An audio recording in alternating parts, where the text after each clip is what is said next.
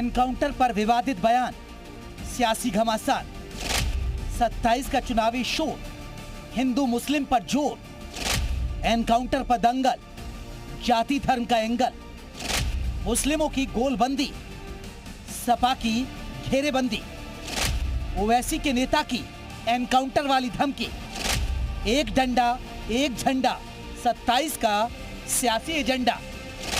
देखिए रात 8 बजे यूपी मांगे उत्तर।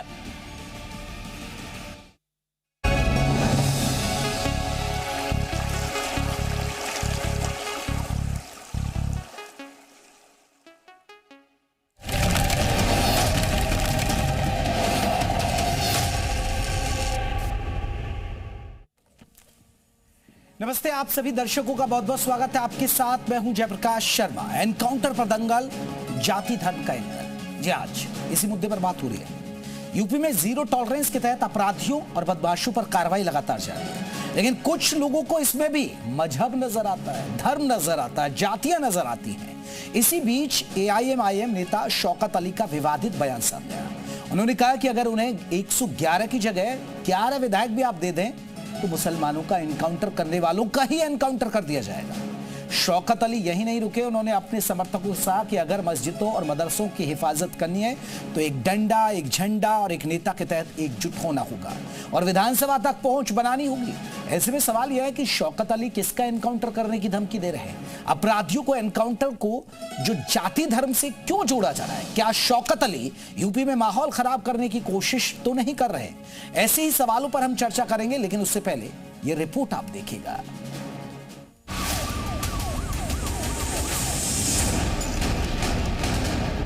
उत्तर प्रदेश में सीएम योगी आदित्यनाथ के सत्ता संभालने के बाद पुलिस ने अपराधियों के नाक में दम कर दिया है। अपराध करने वालों को योगी फोर्स हर दिन ऐसा सबक सिखा रही है कि बदमाश हो या फिर माफिया, खुद ब खुद सरेंडर कर रहे हैं।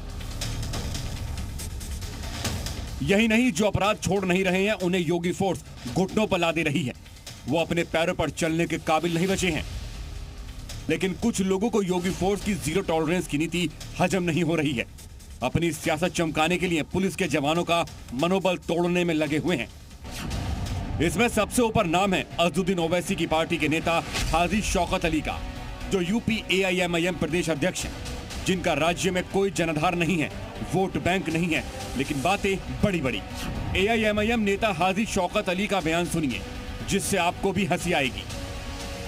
आप मुझे 11 जिता करके उत्तर प्रदेश से दे दो, मैं आपसे वादा करके जा रहा हूं, मैं आपसे वादा करके जा रहा हूं कि उत्तर प्रदेश में किसी मुसलमान का अगर इनकाउंटर होगा तो इनकाउंटर करने वालों का भी इनकाउंटर होगा।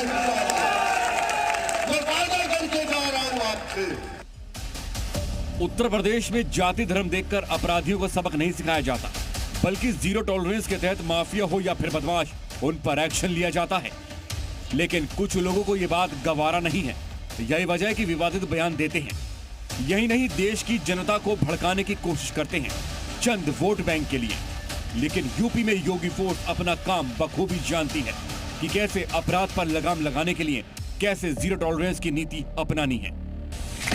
एआईएमआईएम के कुछ नेताओं की तरफ से अक्सर पुलिस एनकाउंटर और मुस्लिम समुदाय के साथ भेदभाव जैसे मुद्दों पर सवाल उठाए जाते रहे।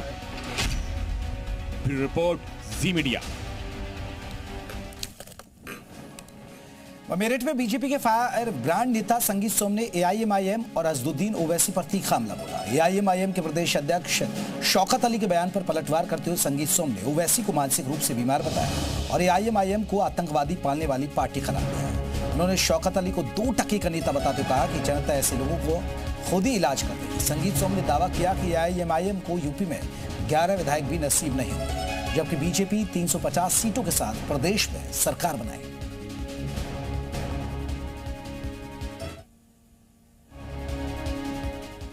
और नहीं, ओवैसी जैसे लोगों की, ये मानसिक रूप से बीमार लोग हैं। एक बार मैं इनके किसी नेता का बयान सुना था, कहा था कि 15 मिनट के लिए फोर्स हटा दो तो ऐसा हो जाएगा। अब कहते हैं एनकाउंटर करेंगे तो एनकाउंटर हो जाएगा। ये क्रिमिनल पालने वाले लोग हैं, आतंकी पालने वाले लोग हैं। ये आतंकियों को पालते हैं। आतंकियों का और क्रिमिनलों का एनकाउंटर होता है तो इसमें बुराई क्या है? तो आज इसी मुद्दे पर चर्चा होगी, लेकिन हमारे आज के महत्वपूर्ण सवाल जिसके इर्द चर्चा होगी, शौकत अली किसका एनकाउंटर करने की धमकी दे रहे हैं, ये हमारा पहला सवाल है। या शौकत अली किसका एनकाउंटर करने की धमकी दे रहे हैं? अपराधियों के एनकाउंटर को जाति धर्म से क्यों जोड़ा जा रहा है, ये बड़ा सवाल। 11 विधायक जीतकर किसको ताकत दिखाएंगे शौकत अली? हिंदू मुस्लिम के नाम पर माहौल खराब करने की कोशिश कर रहे हैं, तो हिंदू मुसलमान के नाम पर माहौल खराब करने की कोशिशें हो रही हैं।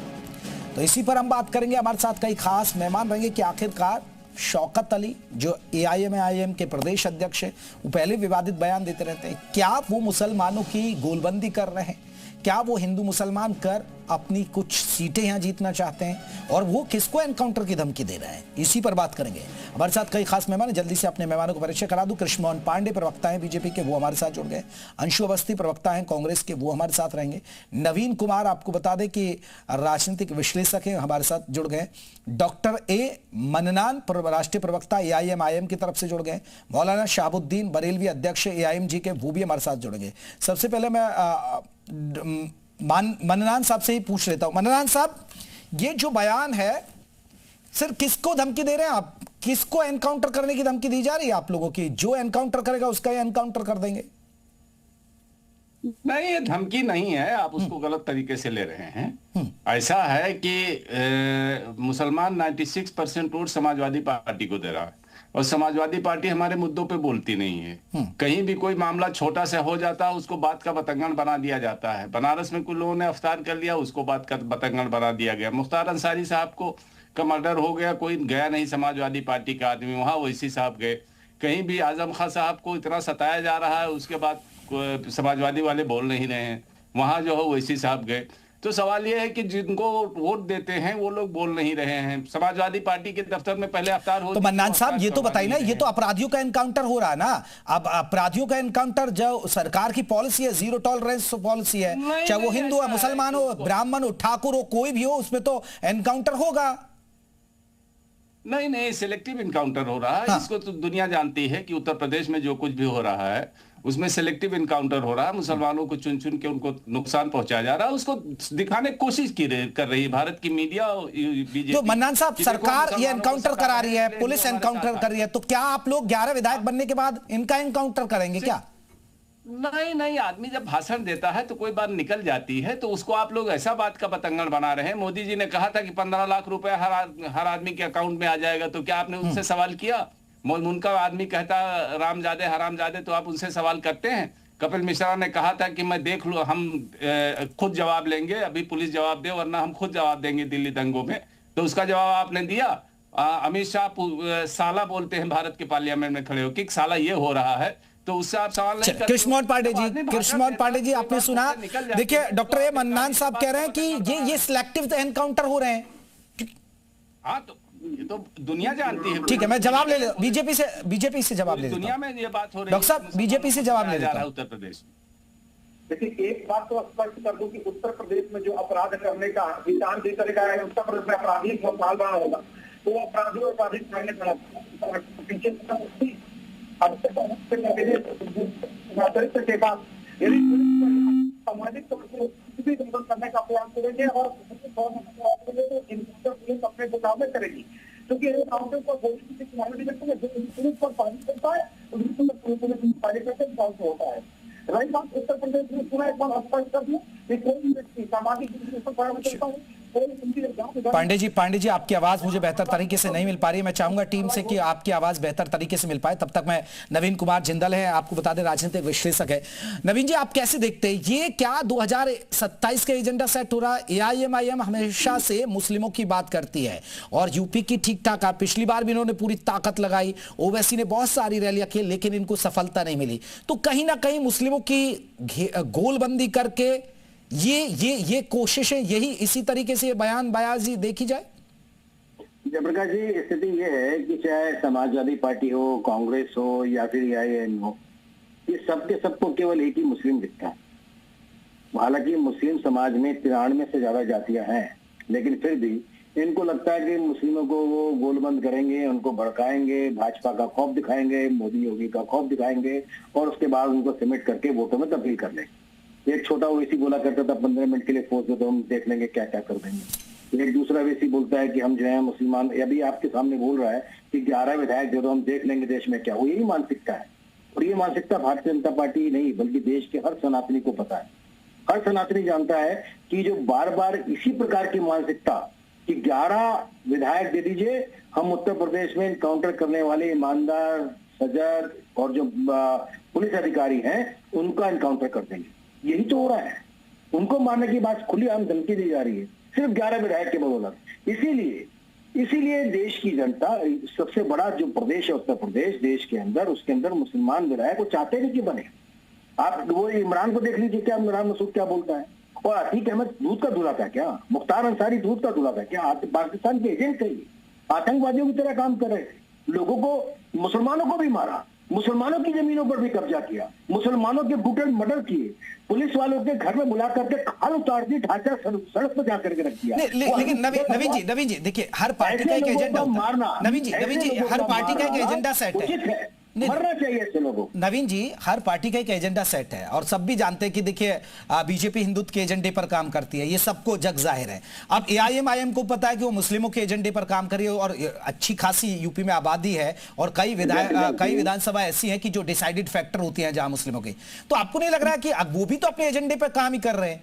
और मैं उसी पर एक सवाल, और दूसरा, क्या आपको लग रहा है कि ये एजेंडा जो हो रहा है ये कहीं ना कहीं समाजवादी पार्टी की टेंशन भी बढ़ाएगा? नहीं, मुझे एक बात बताइए जयप्रकाश जी, आपने कहा सब अपने एजेंडे पे काम करते हैं, तो अपने समाज के लिए काम कर लेते ना वैसी।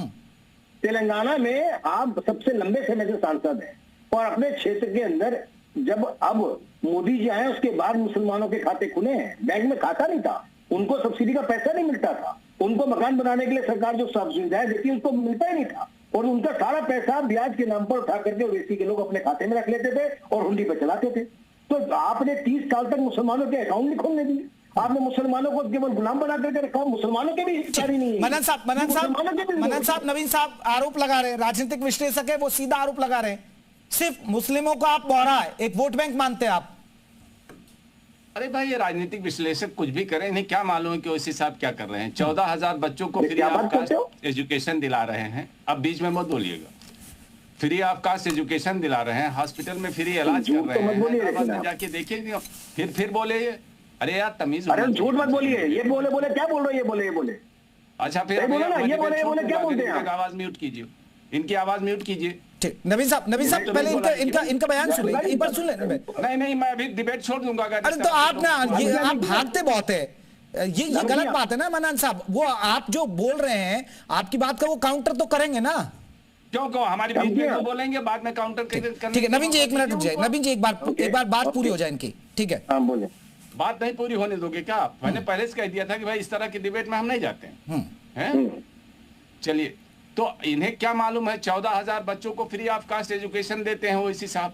वहाँ उनका मेडिकल कॉलेज है, वहाँ हिंदू मुसलमान सब उनके साथ हैं। सिर्फ 33% मुसलमानों की आबादी है हैदराबाद में, फिर भी हिंदू मुसलमान उनको जिता देता है।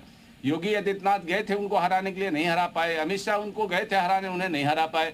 सवाल यह है कि जब देश पे कोई भी आफत आती है तो वैसी पाकिस्तान के सामने सीना तान के खड़े होते हैं। जहां आप नहीं जा सके अरब मुल्कों में डिफेंड करने के लिए, वहां अरब, ओमान, कतई, दुबई, हर जगह ओवैसी साहब गए और देश को डिफेंड उन्होंने किया। आप बताओ कि आपके किस राह। अरे मनन साहब, फिर यार यूपी का माहौल क्यों खराब कर रहे हैं ना? आप ये बताइए, यूपी का माहौल क्यों खराब कर रहे हैं? आप वहां कह रहे हैं हम तो हिंदू भी साथ हैं, तो आप क्यों कह रहे हैं कि भाई मुस्लिमों का जो एनकाउंटर करेगा हम एनकाउंटर कर दिए? क्यों आप कह रहे हैं मस्जिदों में डंडे रहिए, एक डंडे और एक झंडे के नीचे आ जाइए? फिर यहाँ क्यों आप जाति और मजहब का जहर घोल रहे हैं? आप ये तो बताइए ना। आप जबान पकड़ रहे हैं। आदमी जब पॉलिटिकल लैंग्वेज में बोलता है तो कहता है अपना झंडा अपना डंडा होना चाहिए, अपना चुनाव निशान होना चाहिए, अपना नेता होना चाहिए।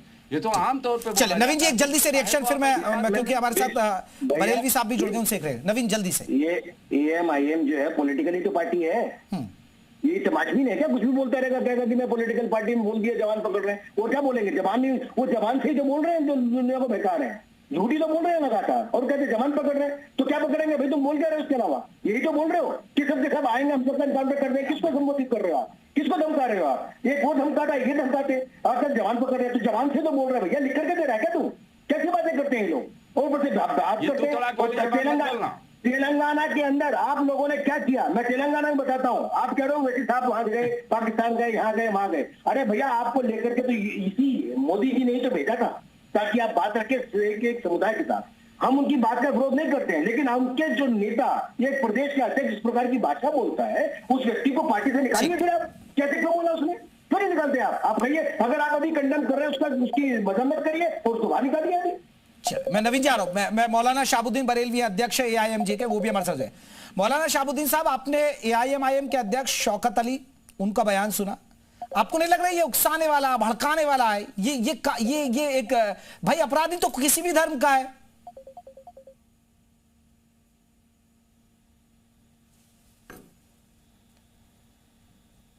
जी मौलाना साहब, आपका ऑडियो मुझे नहीं मिल पा रहा है, आप सुन पा रहे हैं मुझे? चलिए, मैं जल्दी से कृष्ण मोहन पांडे जी का एक रिएक्शन लेता हूं। कृष्ण मोहन पांडे जी, आपने सुन लिया होगा एआईएमआईएम को।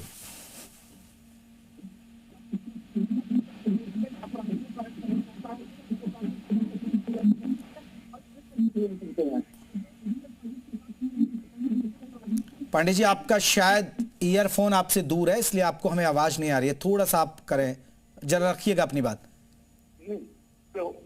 जी हेलो। हाँ पांडे जी, मैं रखिएगा। एक बात स्पष्ट कर दूं कि उत्तर प्रदेश में अपराधियों का एनकाउंटर होता है और उन अपराधियों पर जो अपराधी पुलिस पकड़ने जाती है अदम्य साहस के साथ, उन पर हमला करते हैं, पुलिस उनका एनकाउंटर करती है। पूरा दूसरी बात, अब इन्होंने कहा कि जो एनकाउंटर करते हैं उनका एनकाउंटर का था तुम पुलिस वालों पर, जो जाबाज पुलिस वाले हैं जो हमारी रक्षा के लिए 24 घंटा कार्य करते हैं, उन पर ये करेंगे, उनका एनकाउंटर करेंगे, उनका एनकाउंटर करेंगे जो संविधान की शपथ लेकर इस राष्ट्र की रक्षा के लिए, समाज की रक्षा के लिए अपना जीवन देते हैं। और एक बात को मैं एक बार स्पष्ट कर दूं कि उत्तर प्रदेश में कोई भी व्यक्ति सामाजिक व्यवस्था फैलाने का प्रयास करेगा, उत्तर प्रदेश में पुलिस वालों को या किसी भी शांति व्यवस्था को भंग करने वाले व्यक्ति के साथ यदि कुछ भी ऐसा करते हैं तो निश्चित तौर पर उनको वही सजा दी जाएगी जो बाकी लोग कहते हैं। ये पांडे जी, आरोप तो यही लगाता ना विपक्ष, क्योंकि सिलेक्टिव लोगों के एनकाउंटर होते हैं, सिलेक्टिव लोगों के यहाँ बुलडोजर चलता है। सेलेक्टिव की बात करता हूँ, ये सेलेक्टिव की जो बात कर रहे हैं, उत्तर प्रदेश में जो अपराधी हैं जिन पर कम से कम 10, 20, 50 मुकदमे हैं, उन्हीं पर कार्रवाई होती है। और दूसरी बात ये कह रहे हैं कि सेलेक्टिव जो इनकाउंटर हो रहा है, नहीं साहब, आप तो जितने पूरे उत्तर प्रदेश में इनकाउंटर हुए उसमें मात्र 7% जो है मुस्लिम अपराधियों के एनकाउंटर है, बाकी 93% जो है वो हिंदू और बाकी लोग, मैं हिंदू और मुसलमान नहीं मानता हूँ, अपराधी होता, लेकिन ये अपराधी को धर्म। चलिए मैं आ रहा हूँ। मौलाना शहाबुद्दीन, एक जल्दी से एक रिएक्शन। शौकत अली ने जो बयान दिया, हमारे साथ कांग्रेस भी जुड़ गया, फिर मैं कांग्रेस का रुख करूंगा। मौलाना साहब ठीक है, पांडे जी रुकिए अभी।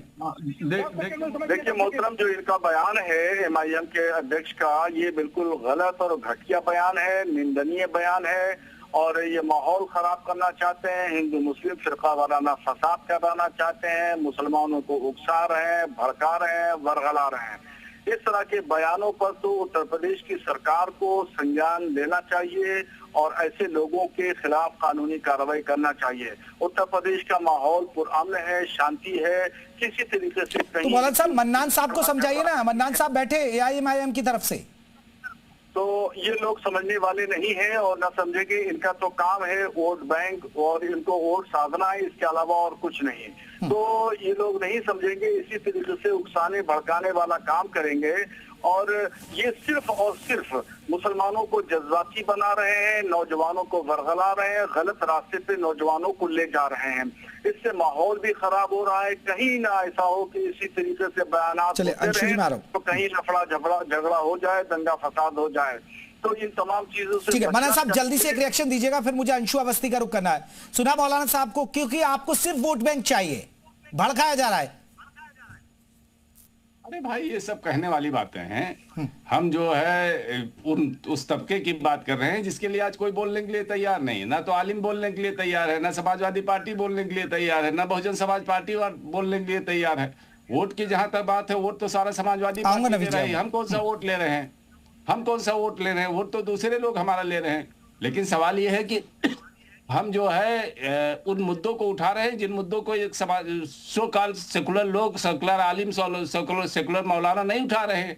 तो आज का नौजवान उन सब बहकावे में नहीं आने वाला है कि आप जो है छदम धिर्मता का जाल फैला के उनको फंसा लो। आज का नौजवान नई पीढ़ी जो है नई बात करना चाहता है और नई बात को करना चाहता है और नई तरह से वो असदुद्दीन ओवैसी को देख रहा है। और सिर्फ मुसलमान ही नहीं, पूरा देश असदुद्दीन ओवैसी को देख रहा है। वो जब हिंदुस्तान के पार्लियामेंट में बोलते हैं तो हर आदमी विपक्ष में उनको। देखिए मन्नान साहब, आपको कोई सफलता नहीं मिली थी। 2000 आपने लगा लिए थे ताकत, 2022 में भी हुआ क्या? जीरो। अरे भाई आप ये बताइए कि जब बीजेपी बनी थी तो 2 सीट पूरा हिंदुस्तान में मिला था, तो इसका मतलब क्या हुआ? बीजेपी ने अपना झंडा डुबो दिया था क्या गंगा में? अगर हम अगर नए तरीके से आए हैं, मान लिया एक चुनाव में हमें सफलता नहीं मिली तो हम राजनीति छोड़ देंगे क्या? ठीक है, या कांग्रेस को नहीं एजेंडा आप सेट करें। एक बार अंशु जी है क्या? अंशु जी का आ रहा हूं। नवीन जी, अंशु अवस्थी क्या? चलिए मैं जल्दी, नवीन जी कुछ कह रहे हैं। नवीन जी, मैं जयप्रकाश जी बस इतना कह रहा हूँ कि उत्तर प्रदेश में सड़कें बनी तो उसमें यह कह दिया गया कि मुसलमान नहीं चलेगा क्या? उत्तर प्रदेश के अंदर प्रधानमंत्री निधि से मकान दिए गए, सबसे ज्यादा मुसलमानों को फायदा हुआ। उत्तर प्रदेश में 5 लाख रुपए का बीमा मेरा मुसलमानों ने भी लिया। उत्तर प्रदेश के अंदर अगर जो है लोगों के लिए राशन फ्री मिलता है तो उसमें मुसलमान परिवार के लोगों को भी मिलता है, और उसके बाद वो बीजेपी को वोट नहीं देते, तब भी देते हैं उसको। इसका मतलब ये हुआ कि छोड़ दिया। आप इस तरह की बातें क्यों कर रहे हो? बिजली गांवों तक पहुंची तो ये सोचते थे कि बिजली का लट्टू जो है मुसलमान के मकान में नहीं जाएगा, हिंदू के मकान में जाएगा। अरे सबका साथ सबका विकास, सबको साथ लेकर के चलने का काम किया योगी सरकार और मोदी सरकार ने, और उसके बाद इस प्रकार का रोक लगाएंगे। इसलिए मैं बार बार कहता हूँ मुस्लिम तुष्टीकरण की राजनीति को, राजनीतिक दलों को छोड़ना पड़ेगा और लोगों को भड़का करके, दंगे करा करके, लोगों के अंदर विमनस पैदा करके, दंगे करा करके केवल मुसलमानों को एक वोट बैंक। नवीन जी, फिर मैं फिर वही एजेंडे पे आता हूँ। नवीन जी, फिर आप कहते हैं अब सब पार्टियों का एजेंडा तो सेट है ना। मुख्यमंत्री योगी आदित्यनाथ भी तो कहते हैं ना, बटेंगे तो कटेंगे, एक रहेंगे तो नेक रहेंगे। ये सब पार्टियों का इसमें बताओ। हाँ। अच्छा, हम बात करते हैं, जब आप बात करते हो तो कहते हिंदू में ये हिंदू है, ये दलित है, ये बनिया है, ब्राह्मण है, तो मुसलमान है क्यों नहीं करते? तिरान में जाते हैं वहां पे, ये टेलवी है, बेलबंदी है, ये जो खान है, मंसूरी है, क्यों नहीं करते? उसके अंदर जितने दलित है, किस प्रकार की बात करते हो? हिंदुओं को क्यों बांटते हो फिर आप? उन्होंने इसलिए कहा कि जब आप बात करते हो मुसलमानों की तो एक वर्ड में सारे मुसलमान सिमट जाते हैं, तो हिंदुओं को भी एक वर्ड में सिमटना चाहिए। हिंदुओं को भी जातिगत बांटने का काम बंद कर देना चाहिए। पॉलिटिकल पार्टियां यही कर रही है, एक तरफ हिंदुओं को जातिगत में बांटने का काम कर रही है और दूसरी तरफ मुसलमानों को, सारी जातियों को एक साथ इकट्ठा करने का काम कर रही है। हाँ, तो जातियों में बटेगी तो टेंशन तो बीजेपी की बढ़ेगी ना, तभी तो आप हिंदुओं को एकजुट कर रहे हैं ना। भाई हिंदुओं की एकजुट करिए आप। इसीलिए तो कह रहे हैं कि योगी जी भी सही कहते हैं। आपने भी देख लिया कि पीडीए फॉर्मूला कैसे चला उनका। 2024 में सबसे ज्यादा डेंट कहाँ लगा? सबसे ज्यादा डेंट तो यूपी में ही लगा ना नवीन जी। तो आप देखो ना अब क्या हालत होने वाली है। ठीक है पांडे जी, आप लोग भी तो हिंदू मुसलमान करते हैं, आप भी तो ऐसी राजनीति करते हैं। इसको स्पष्ट कर दूं कि भारतीय जनता पार्टी जब से सत्ता में आई है, हमने जितनी भी सुविधाएं दी है वो सबको दी है। उसने हिंदू मुसलमान करके नहीं दिया है कि हिंदू के लिए मुसलमान के लिए। अब उसमें कोई एजेंडा चला देता है तो उसका अपने का पार्टी का एजेंडा हो सकता है, परंतु हम सबके साथ सबके विकास और सबकी व्यवस्था के अनुरूप कार्य करते हैं। दूसरी बात, अभी हमारे साथी ने कहा कि सिलेक्टिव इनकाउंटर करते हैं। साथ विकास दुबे कौन था? अजय सिंह कौन थे? पवन यादव कौन था? विनय क्रौजिया कौन था? क्या ये वो लोग नहीं है? इसमें कौन सा सिलेक्टिव है? अपराधी होता है और उसका इनकाउंटर होगा, उसका निश्चिंत रहिए। हमारे साथी ने कहा, अभी मन्नान साहब ने कहा कि बनारस में एक छोटी सी घटना हो गई, गंगा में फेंक दिया, गिरफ्तार कर लिया। अरे साहब, आपके मस्जिद में जाकर के और कोई अग्नि फेंक देगा, आपको लगेगा क्या? आपने कहा मुख्तार अंसारी के साथ क्या अपराध हो गया? मुख्तार अंसारी पर सर्वाधिक मुकदमा जो है समाजवादी पार्टी और बसपा ने की। आपने कहा कि आजम खां पर मुकदमे हो रहे हैं, आजम खां पर सर्वाधिक मुकदमे बसपा सरकार में और बसपा सरकार में हुए। हम जो न्यायालय प्रक्रिया है उसका पालन कर रहे हैं और पालन कर रहे हैं। चलिए मौलाना शहाबुद्दीन बरेलवी साहब, आप या कोई भी पार्टी हो, आपको लग रहा है कि ये जो हिंदू मुसलमान होता है मौलाना साहब, ये सिर्फ और सिर्फ वोट बैंक, क्योंकि अब 2027 नजदीक है, चुनावी बरस है, अब ये चुनावी बरस शुरू हो चुका है, तो ऐसे में सिर्फ अपने अपने एजेंडों को धार दिए जा रही है, चाहे वो बीजेपी हो, चाहे कांग्रेस हो, समाजवादी पार्टी हो या AIM-IM। जी देखिए, बिल्कुल बात आपकी दुरुस्त है, 100% दुरुस्त है कि सपा हो, बसपा हो, भाजपा हो, MIM हो, ये जितने भी पॉलिटिकल, कांग्रेस हो, जितने भी पॉलिटिकल पार्टियां हैं, सब जो है वो अपने एजेंडे को धार देने में लगी हुई हैं। अब MIM के लोग ये चाहते हैं उत्तर प्रदेश में कुछ जमीन मिल जाए। अब इन्होंने तेलंगाना में तो जमीन हासिल नहीं कर पाए वहां पर, और वहां पर 60 साल हो गए मजलिस को कायम हुए, 60 साल से अब तक जितने थे उतने पे हैं। आगे तो कहीं जो है वो गवर्नमेंट बना नहीं सके, ना दूसरे समुदाय के लोगों को साथ में ले सके। ये जहां जहां भी गए हैं वहां वहां इन्होंने बीजेपी की हुकूमत बनवाई है। अब उत्तर प्रदेश में भी ये फसाद करा के, दंगा करा के मुस्लिम नौजवानों, बिल्कुल, ये एक बड़ी बात है और कई बार इन पर लगता है कि ये बी टीम का तौर पर करते हैं। मैं एक बार रिएक्शन अंशु जी का, अंशु जी आपसे, क्योंकि शौकत अली ने बयान दिया, शौकत अली साहब कह रहे हैं जिन लोगों का जो हमें 111 नहीं चाहिए, हमें 11 दे दीजिए, हमारी ताकत में आ जाएंगे, हम जो लोग एनकाउंटर करें उनका एनकाउंटर। आप इत्तेफाक रखते हैं इस बयान से? और सबसे बड़ा सवाल है, क्योंकि मैं मन्नान साहब को सुन रहा हूं, AIM के अध्यक्ष, वो कह रहे हैं ना तो कांग्रेस वाले उठाते मुसलमानों की आवाज, ना सपा उठाती है, ना BSP, तो हम तो उठाएंगे।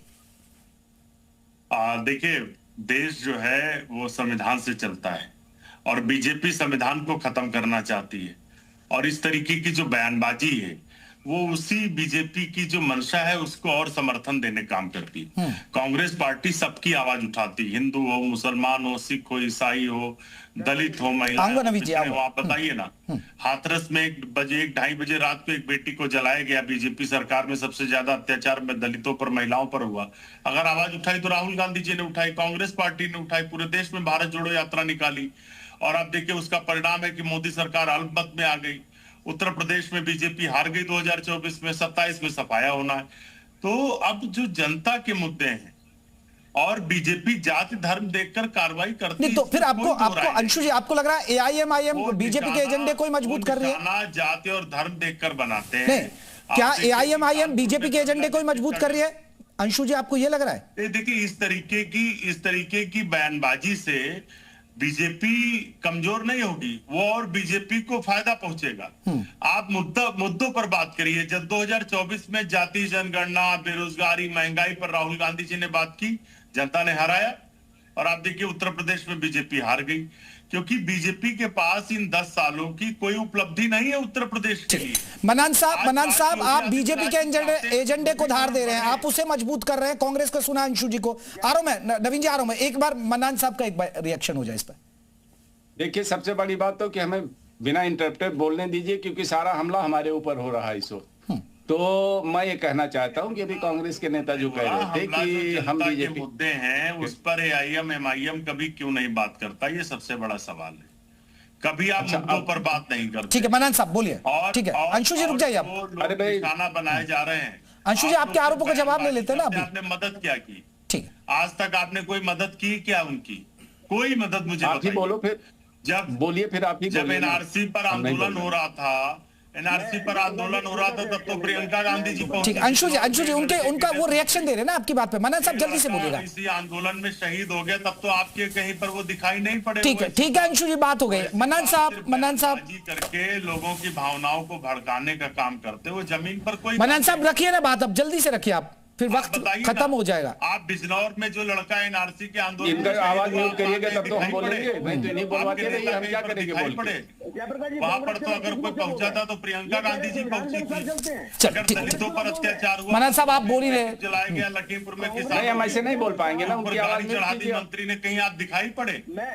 आप गैस सिलेंडर की किल्लत है आपकी, नवीन जी आ रहा हूं मैं, बात कर रहे हैं, सिर्फ आप बयानबाजी, हवाई फायर। ठीक है अंशु जी बात हो गई, पूरी बात हो गई ना, अब एक बार जवाब ले ले उनका, छोटा सा एक रिएक्शन जल्दी से मन्नान साहब। नहीं, सबसे पहले तो ये बता दें कि आज तक ये बता दें कि जितने अरे वो बताने तो दीजिए ना अंशु जी, उन्हें बताने ही नहीं देंगे तो फिर होगा कैसे? आपकी बात का जवाब तो हो जाने दीजिए। मौके पर राहुल गांधी जी आए, प्रियंका गांधी। अरे ठीक है आपकी हो गई ब्रांडिंग सर, हो गई ब्रांडिंग, जल्दी से मन्नान साहब भी देख लीजिए। ओवैसी साहब देखिए, कांग्रेस वालों को शर्म हया नाम की कोई चीज तो है नहीं। अभी जो है बिहार में चुनाव हो रहा था, उस चुनाव में 5वीं सीट राज्यसभा की थी, उस राज्यसभा की सीट में महागठबंधन को 5 वोट MIM ने दिया, 35 वोट इनके थे, जिसमें 3 कांग्रेसियों ने बाइकाट करके उस चुनाव को और बीजेपी को जिता दिया।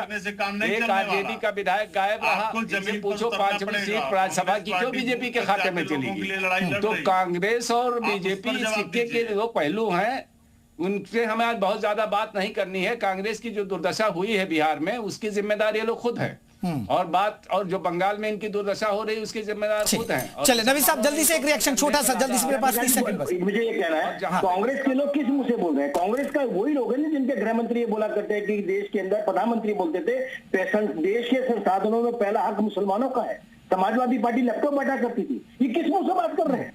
ये देश के अंदर केवल मलियाना में दंगा हुआ, कमेटी बनी, कांग्रेस के लोगों ने बनाई, आए, उसके बाद केवल मुसलमानों को मुआवजा देकर के चले गए। ये कैसी बात कर रहे हैं कांग्रेस के लोग? कांग्रेस से चलिए, मैं माफी चाहूंगा, मेरे पास इतना ही वक्त था। एनकाउंटर पर दंगल, जाति धर्म का एंगल, क्योंकि 2027 की सुगबुगाहट जो है। नमस्ते।